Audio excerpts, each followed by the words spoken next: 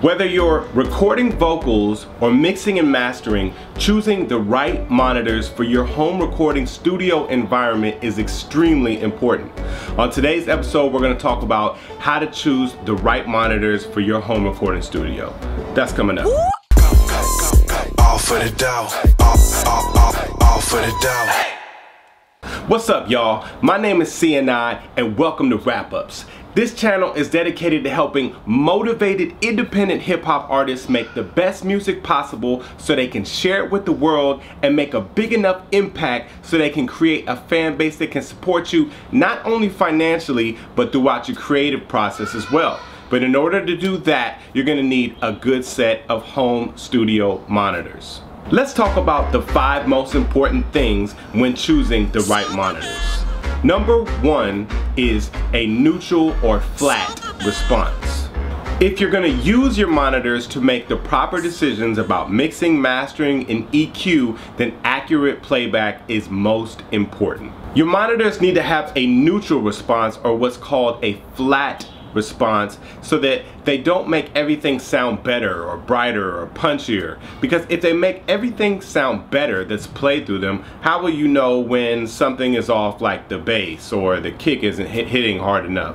You need to be able to have an accurate playback so you can tell what things need to be worked on. The flatter your response is, the truer the playback, the more accurate you'll be able to tell on what decisions that you need to make to improve upon whatever needs fixing in the mix. Number 2 is treated room versus an untreated room.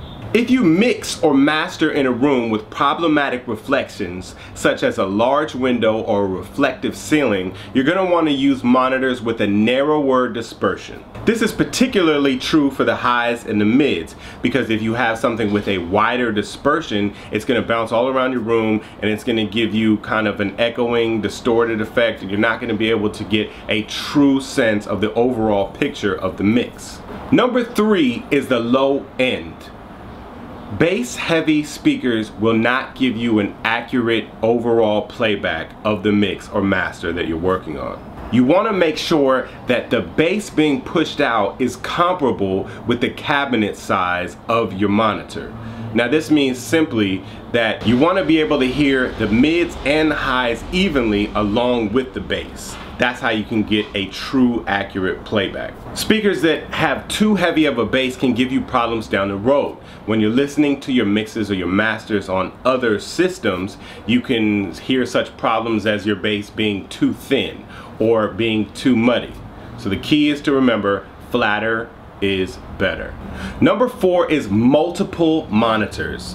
Now the key to this is pretty simple, right? Even if you have a great set of speakers that give you a true accurate picture of the playback, it's a total neutral response, a flat response that you're getting, you're still not gonna hear what everybody else might hear on the different systems that they're listening to, right? Some people listening to their earbuds, some people listen through their phones, some people listen in their car with or without subwoofers. There's a wide array of playback systems that people use to indulge and listen to their favorite kind of music. So you should keep that in mind when you're mixing and mastering. It's always best to work with a flat response when you're doing the mixing and the mastering and the EQ and everything, but you want to make sure that it translates well on other systems, and not just good systems either. You want to make sure it sounds well on little, bathroom speakers too, because a lot of people listen to it in all different kinds of places. So make sure